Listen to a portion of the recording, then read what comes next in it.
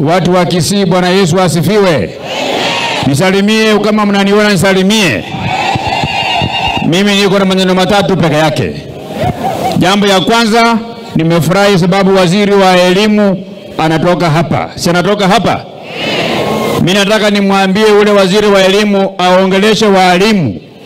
Saa hii hapa Kisii pamoja na Bungoma na area zingine ndio tumepanda chakula, ndio tumepanda mahindi, ndio tumepanda maharagwe. Mambo ya walimu kupeleka watoto shuleni, waende nyumbani wakuje na maharagwe, sijui korokoro 2, korokoro 3, wangojee mpaka wazazi hawa wavune maharagwe kwanza, ndio watoto waanze kufukuzwa wakitafuta mahindi na maharagwe. Jambo ya pili ambayo ni ya muhimu sana,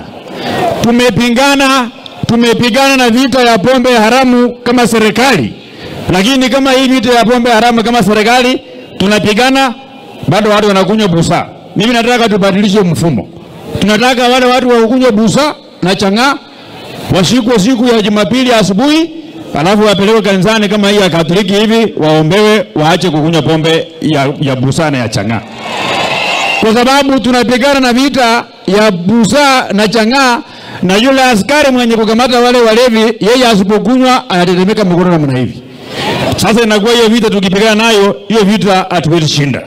Ya mwisho, nataka muunge mkono serikali hii ambaye inaongozwa na William Samoei Ruto na Profesa Abraham Kithure Kindiki.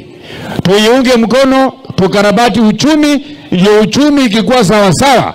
Hata hii sheria ya cash transfer program pale mbele tubadilishe, ndio si tu lazima wale wazee wa miaka 60 wapatiwe. Kama uko miaka 60 na wewe una pesa, unatolewa kwa ile program.